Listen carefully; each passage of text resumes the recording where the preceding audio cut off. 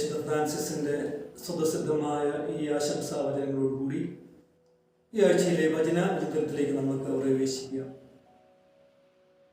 യുഗാന്ത്യത്തിന്റെ മഹോന്നതമായ ചിന്തകൾ കൊണ്ട് നമ്മുടെ മനസ്സും ഹൃദയവും ആത്മാവും ശരീരവും വികാരവിചാരങ്ങളും എല്ലാം ദീപ്തമാക്കേണ്ട ഒരു കാലഘട്ടമായിട്ടാണ് തിരുസഭേനിയ സ്ലീബാമൂശക്കാലത്ത് നമ്മുടെ മുമ്പിൽ അവതരിപ്പിക്കുന്നത്. രക്ഷാചരിത്രത്തിന്റെ പരിസമാപ്തിയെ പറ്റി ധ്യാനിച്ചുകൊണ്ട് ക്രിസ്തു വസിക്കുന്ന ഉന്നതങ്ങളിലുള്ളവയെ പറ്റി ചിന്തിച്ച് മാറാനാഥ എന്നുള്ള പ്രാർത്ഥനയോടുകൂടി യുഗങ്ങൾക്കും കാലഘട്ടങ്ങൾക്കും ചരിത്രത്തിനുമപ്പുറമുള്ള ഒരു യാഥാർത്ഥ്യത്തിലേക്ക് രഹസ്യത്തിലേക്ക് ദൃഷ്ടി പതിപ്പിച്ചുകൊണ്ട് ജീവിക്കുവാൻ വേണ്ടി സഭ നമ്മളെ ക്ഷണിക്കുന്ന ഒരു കാലഘട്ടം കൂടിയാണിത്. ഈ കാലഘട്ടത്തിന്റെ ഹൃദയം എന്ന് പറഞ്ഞാൽ അത് സ്ലീവായാണ്. രക്ഷാചരിത്രത്തിന്റെ ഹൃദയവും അച്ചുതണ്ടവും എല്ലാം അത് സ്ലീവായാണ്. നമ്മുടെ ഇന്നത്തെ വായനയുടെ കേന്ദ്രവും സ്ലീവായാണ്. ഞാൻ ഭൂമിയിൽ നിന്നും ഉയർത്തപ്പെടുമ്പോൾ എല്ലാ മനുഷ്യരെയും എന്നിലേക്ക് ആകർഷിക്കുമെന്നുള്ള ക്രിസ്തുവിന്റെ പ്രവചന തുല്യമായിട്ടുള്ള ഒരു പ്രഖ്യാപനമാണ് നമ്മൾ ഇന്നത്തെ വായനയിൽ കേൾക്കുന്നത്. പക്ഷെ നമുക്കറിയാം, ക്രിസ്തു കുരിശിൽ ഉയർത്തപ്പെട്ടപ്പോൾ എല്ലാ മനുഷ്യരെയും ക്രിസ്തുവിലേക്ക് ആകർഷിച്ചില്ല എന്ന് മാത്രമല്ല, എല്ലാവരെയും വികർഷിക്കുകയാണ് ചെയ്തത്. യേശുവിന്റെ പ്രിയപ്പെട്ട ശിഷ്യന്മാരും യേശുവിൽ ആശ്രയിച്ചവരും യേശുവിൽ വിശ്വസിച്ചവരുമെല്ലാം പരിച്ഛേദം യേശുവിനെ ഉപേക്ഷിച്ചുകൊണ്ട് പരാജയത്തിന്റെ പരമകോടിയിൽ തന്താങ്ങളുടെ പ്രിയിലേക്ക് ചിതറിക്കപ്പെട്ടു എന്ന് നമ്മൾ സുവിശേഷത്തിൽ വായിക്കുകയാണ്. പക്ഷെ പിന്നീട് എപ്പോഴാണ് അവരെല്ലാവരോടും ഒരുമിച്ച് കൂടിയത്? എപ്പോഴാണ് ഈ കുരിശ് രക്ഷയുടെ അടയാളമായിട്ട് മഹത്വത്തിന്റെ കേന്ദ്രമായിട്ട് മാറിയത്? അത് ഉദ്ധാനത്തിന്റെ വെളിച്ചത്തിലാണ്. ഉദ്ധാനത്തിന്റെ പ്രകാശത്തിൽ പ്രശോഭിതമായ കുരിശാണ് രക്ഷയുടെ അടയാളമായിട്ട് രക്ഷാചരിത്രത്തിന്റെ കേന്ദ്രമായിട്ട് മാറിയത്. അപ്പോൾ മഹത്വീകൃതമായിട്ടുള്ള കുരിശ് അത് ചരിത്രത്തിലെ കുരിശല്ല, അത് വിശ്വാസത്തിന്റെ കുരിശാണ്, ഒരു ഉദാശയായി തീർന്ന കുരിശാണ്. യേശുവിന്റെ ഉദ്ധാനത്തിൽ പ്രാപഞ്ചിക മാനം കൈവരിച്ച ഈ കുരിശിലാണ് ലോകം ഒന്നാകെ ഒരുമിച്ച് കൂടുകയും തങ്ങളുടെ ഡിഗ്നിറ്റി തിരിച്ചറിയുകയും ചെയ്യുന്നത്. ഈ കുരിശിന്റെ മഹത്വത്തെ പറ്റിയും കുരിശിലൂടെയുള്ള മഹത്വപൂർണമായ വീണ്ടെടുപ്പിനെ പറ്റിയും അവബോധമുണ്ടായിരുന്ന യേശു, അത് ശിഷ്യന്മാരെ പഠിപ്പിച്ച യേശു, ഈ കുരിശിലേക്ക് വേണ്ടി തന്റെ യാത്ര ക്രമീകരിച്ച യേശു, പക്ഷേ കുരിശെടുക്കേണ്ട സമയമായപ്പോൾ അല്പം പതറിപ്പോകുന്നതായിട്ടാണ് നമ്മൾ ഇന്നത്തെ സുവിശേഷത്തിൽ വായിക്കുന്നത്. പരിതാപകരമെന്ന് തോന്നുന്ന ഒരു പ്രാർത്ഥനയോടുകൂടിയാണ് ഇന്നത്തെ സുവിശേഷം ആരംഭിക്കുന്നത്. യേശു പറയാണ്, എൻ്റെ ഹൃദയം അസ്വസ്ഥമായിരിക്കുന്നു, ഞാൻ എന്താണ് പറയേണ്ടത്? പിതാവേ, ഈ മണിക്കൂർ എന്നിൽ നിന്നും അകന്നു പോകട്ടെ എന്നാണോ? യേശു പച്ചയായ മനുഷ്യനായിരുന്നു, പരിപൂർണ മനുഷ്യനായിരുന്നു. എല്ലാ മനുഷ്യർക്കുമുള്ള അവകാശ അധികാരങ്ങളും ആനുകൂല്യങ്ങളും എല്ലാം ആഗ്രഹിച്ച ഒരു വ്യക്തിത്വം അത് യേശുവിനും ഉണ്ടായിരുന്നു. തന്റെ മഹത്വത്തെക്കുറിച്ചുള്ള അവബോധവും തന്റെ ഔന്നത്യത്തെക്കുറിച്ചുള്ള അഭിമാന ബോധവും തന്റെ അധികാരത്തെക്കുറിച്ചുള്ള അവബോധവും തന്റെ വ്യക്തിത്വത്തെയും വ്യക്തി മഹാത്മ്യത്തെക്കുറിച്ചുള്ള അറിവും തന്റെ നിരപരാധിത്വം തെളിയിക്കുവാനുള്ള വാഞ്ചയും തന്റെ നിഷ്കളങ്കതയും സന്തോഷവും ഒക്കെ സംരക്ഷിക്കുവാനുള്ള ആഗ്രഹവും ഒക്കെയുള്ള ഒരു പച്ചയായ മനുഷ്യൻ. ഈ ഒരു മാനുഷികമായിട്ടുള്ള ആഗ്രഹവും അവകാശബോധവും ഇതെല്ലാം അഭിമാന ബോധവും ഒക്കെയാണ് യേശുവിനെ ഈ പ്രാർത്ഥനയ്ക്ക് വേണ്ടി പ്രേരിപ്പിക്കുന്നത്. പക്ഷെ നമുക്കറിയാം, യേശു തനിക്കുള്ള ആദ്യത്തെ ഓപ്ഷൻ യേശു ഒരു പ്രാർത്ഥനയായിട്ട് പ്രാർത്ഥിക്കട്ടെയോ എന്ന് ചോദിക്കുകയാണ്. പക്ഷേ നമുക്കറിയാം, യേശു ഉടനെ തന്നെ നിർത്തി പറയുക, അല്ല, ഈ മണിക്കൂറിലേക്കാണല്ലോ ഞാൻ വന്നിരിക്കുന്നത്. പിതാവേ, നിന്റെ നാമം മഹത്വപ്പെടണമേ. ആദ്യത്തെ സാധ്യമായിരുന്ന തിരഞ്ഞെടുക്കാവുന്ന അവകാശപ്പെട്ട ഓപ്ഷൻ വേണ്ട എന്ന് വെച്ചുകൊണ്ട് പിതാവായ ദൈവത്തിന്റെ ഹിതം തിരിച്ചറിഞ്ഞ് പരിപൂർണമായിട്ട് അവർ സമർപ്പിച്ച് അനുസരണം പ്രഖ്യാപിച്ചതുകൊണ്ട് പിതാവിന്റെ ഹിതം നിറവേറുവാൻ വേണ്ടിയിട്ട് വിട്ടുകൊടുക്കുന്ന യേശു നമ്മൾ ഗത്സമൻ തോട്ടത്തിൽ നിന്ന് തന്നെയാണ് കാണുന്നത്. ആദ്യത്തെ ഓപ്ഷൻ വേണ്ട എന്ന് വെച്ച് രണ്ടാമത്തെ ഓപ്ഷൻ ബോധപൂർവമായിട്ട് തിരഞ്ഞെടുക്കുന്നു.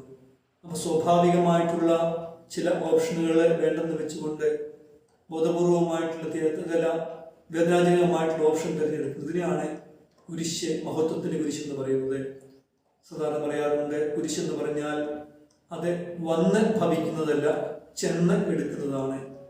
നമ്മുടെ ജീവിതത്തിൽ പലപ്പോഴും നമുക്ക് സംഭവിക്കുന്ന വേദനകളും ദുഃഖങ്ങളും രോഗങ്ങളും കഷ്ടപ്പാടുകളും നഷ്ടങ്ങളും മറ്റുള്ളവരുടെ ദ്രോഹവും എല്ലാം നമ്മളെ യേശുവിൻ്റെ കുരിശാണ്, എൻ്റെ കുരിശാണെന്നൊക്കെ പറഞ്ഞുകൊണ്ട് നമ്മളെ കുരിശോട് ചേർത്ത് വയ്ക്കുന്ന നല്ല കാര്യമാണ്. പക്ഷെ അതല്ല കുരിശെന്ന് പറഞ്ഞാൽ. കുരിശെന്ന് പറഞ്ഞാൽ എൻ്റെ മഹാത്വത്തെക്കുറിച്ചുള്ള അവബോധവും എൻ്റെ ഔന്നത്യത്തെക്കുറിച്ചുള്ള അഭിമാനവും എനിക്ക് ലഭിക്കാമായിരുന്നതും എനിക്ക് അർഹതപ്പെട്ടതും എല്ലാം ബോധപൂർവം വേണ്ട എന്ന് വെച്ചുകൊണ്ട് എൻ്റെ പ്രിയപ്പെട്ടവർക്ക് വേണ്ടി, എൻ്റെ സഹധർമ്മിണിക്ക് വേണ്ടി, എൻ്റെ കുടുംബത്തിന് വേണ്ടി, എൻ്റെ സമൂഹത്തിന് വേണ്ടി ഞാൻ വേദനയും കഷ്ടപ്പാടുകളും ദ്രോഹവും ഒക്കെ ഏറ്റെടുക്കുന്നത്, അതിനെയാണ് കുരിശ് എന്ന് വിളിക്കുന്നത്. മറ്റൊരു വിധത്തിൽ പറഞ്ഞാൽ എൻ്റെ അഹങ്കാരവും എൻ്റെ സ്വാർത്ഥതയും എൻ്റെ അഹമ്മതിയും ഒക്കെ ഞാൻ ഉരിഞ്ഞു വെച്ചുകൊണ്ട് പിതാവായ ദൈവത്തിൻ്റെ ഹിതത്തിന് എന്നെ തന്നെ പരിപൂർണമായിട്ട് സമർപ്പിക്കുന്നു. അത് ത്യാഗമാണെന്നും വേദനയാണെന്ന് അറിഞ്ഞിട്ടും ഞാൻ സമർപ്പിക്കുന്നു. ഹെബ്രായർക്ക് ലേഖനത്തിൽ വായിക്കുന്നുണ്ട്, അവൻ പുത്രനായിരുന്നിട്ടും സഹനത്തിലൂടെ അനുസരണം അഭ്യസിച്ചു. സഹിക്കണമെന്നറിഞ്ഞിട്ടും, മരിക്കണമെന്നറിഞ്ഞിട്ടും, കുരിശെടുക്കണമെന്നറിഞ്ഞിട്ടും, ലോകത്തിന് മുമ്പിൽ പരാജയപ്പെടണമെന്നറിഞ്ഞിട്ടും അവനെ ബോധപൂർവമായിട്ട് തിരഞ്ഞെടുത്തായിരുന്നു കുരിശ്. അപ്പോൾ നമുക്കറിയാം, യേശു സ്വയം സമർപ്പിച്ച് പിതാവിനെ മഹത്വപ്പെടുത്തുവാൻ വേണ്ടി തുടങ്ങിയപ്പോൾ സ്വർഗത്തിൽ നിന്നും ഇടിമുഴക്കം പോലൊരു ശബ്ദം കേൾക്കുകയാണ്, ഞാൻ നിന്നെ മഹത്വപ്പെടുത്തിയിരിക്കുന്നു, ഇനിയും മഹത്വപ്പെടും. അപ്പോൾ ദൈവത്തിന്റെ ഹിതം തേടിക്കൊണ്ട് ദൈവവുമായിട്ടുള്ള ഇടമുറിയാത്ത ബന്ധത്തിലേക്കും പരിപൂർണമായ സമർപ്പണത്തിലേക്കും വരുമ്പോൾ അവിടെയാണ് ദൈവം മഹത്വപ്പെടുന്നത്, അവിടെയാണ് ദൈവം നമ്മൾ മഹത്വപ്പെടുന്നത്. പ്രിയമുള്ളവരെ, നമ്മുടെയൊക്കെ രക്ഷയ്ക്ക് പരോക്ഷമായിട്ട് തടസ്സമായിട്ട് നിൽക്കുന്നത് നമുക്ക് നമ്മുടെ ഈ അമിതമായിട്ടുള്ള അധികാരബോധവും നമ്മുടെ അവകാശവാദവും ഒക്കെയാണ്. നമ്മുടെ ഞാനെന്ന ഭാവം, നമ്മുടെ അഹങ്കാരം, നമ്മുടെ സ്വാർത്ഥത, ഇതൊക്കെയാണ് നമുക്ക് രക്ഷയ്ക്ക് തടസ്സമായിട്ട് നിൽക്കുന്നത്. മനുഷ്യനെ പറ്റി പറയുന്നുണ്ട്, മനുഷ്യനിലെ 70% അവന്റെ ശരീരത്തിലെ വെള്ളമാണെങ്കിൽ അവന്റെ ആത്മാവിലെ 70% അഹങ്കാരവുമാണെന്നാണ് പറയുന്നത്.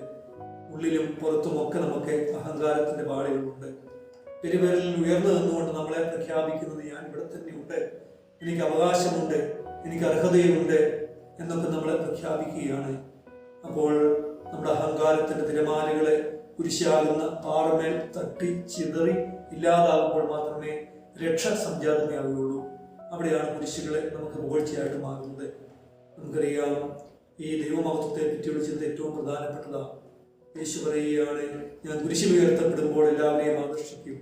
അപ്പോൾ ഉയർത്തപ്പെടുന്ന കുരിശ്, അവിടെ ദൈവമഹത്വം ദർശിക്കുവാൻ വേണ്ടി പറ്റണം. ദൈവമഹത്വം എന്ന് പറഞ്ഞാൽ കുരിശിൽ ഉയർത്തപ്പെട്ടപ്പോൾ പിതാവുമായിട്ടുള്ള ഇടമുറിയാത്ത ബന്ധം സൂക്ഷിക്കുവാൻ വേണ്ടി യേശുവിന് സാധിച്ചു.